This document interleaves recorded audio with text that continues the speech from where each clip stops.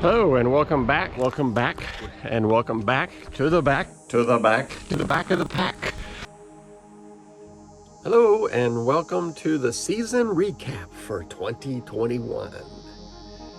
So, if you remember way back at the beginning of the year, started out with 3 basic goals.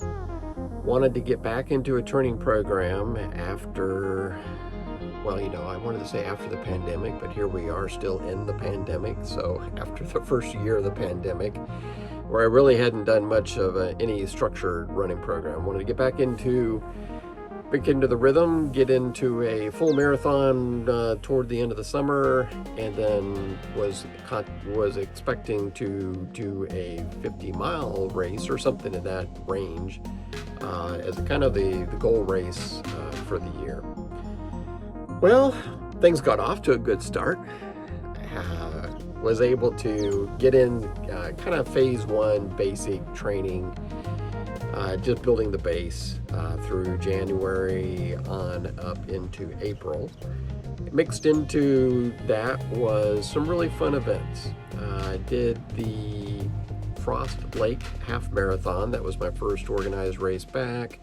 I remember it being pretty chilly that day, but really felt good about the fact that I was continually moving and just, enjoyed the process and such. But I got to tell you, later in February, I did the Fort Eby race over on Whidbey Island, and that was just wonderful. The weather turned out to be great. There were views of the Sound, and the race itself went fine. It just really rejuiced the batteries, and I was all in. I remember why I love running, and that race day was just a wonderful thing. I did another race a little while later. I think it was in the March time frame of the Redmond Water Preserve. Did a half marathon there. Circled back to that later in the year. But really, that building the base phase worked out really well. So toward the end of April, though, we had the first big bump in the road. It was just a trip.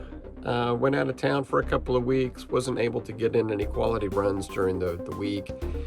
Just kind of said, okay, so I just sort of skipped those weeks in the training program and still tracked on forward into the marathon program, and was able to do a couple more halves. Did a half marathon on Tiger Mountain, and then also did a 19-miler on Cougar Mountain, and both of those events went pretty well.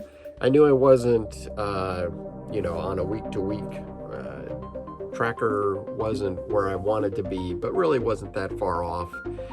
And then, boom, the second bump in the road that really, at the end of things, unraveled the plan for the year was we bought a new house. So, yay, after, in a hot real estate market, we were able to find a place that we liked and moved in. But we did a self-move, and that just took a lot of time, and especially the weekend times when I typically would do my longer runs. And there was some work to be done to make the house our own, and all of that just kind of culminated into the program suffered. And I was able to do the marathon in August that I had planned to do, which was the Redmond Full.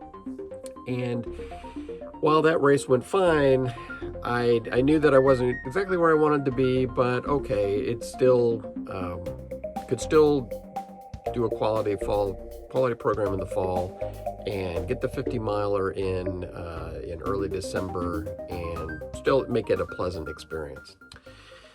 Toward the end of the summer, we did take our son back to college and drove back across country with some more stuff that we were moving. And so again, it got me out of the rhythm of the running, and still messing around, getting the house set up and such. Never really felt confident heading into the fall training block, and did a couple of confidence races, did a did the Tiger Claw, which was basically a marathon, just shy of it, with lots of elevation gain. And I thought, well, that's a good test, and it went okay. I met time cutoffs, and wasn't wiped out by the race, and so it was feeling quasi like, okay, this is still doable.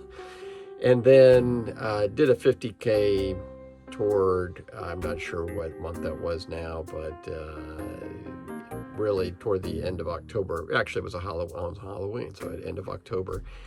And that was the wake-up call. That was the, okay, this isn't happening. You need to be honest with yourself.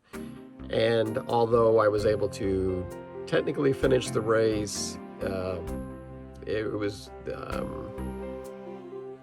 I missed the end of the race time cutoff.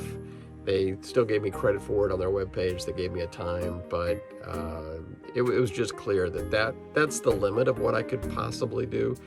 And trying to extrapolate that out to 50 miles, I wasn't going to make it work. And so we pulled the plug on that. It was kind of disappointing, but that's just the way the year played out. So looking back, in total, I feel pretty good, actually. I got back in the rhythm of the running, the training program, and just being out there and enjoying the experience. Got a bunch of half marathons in, got a couple of marathons in, got the 50K, and yay.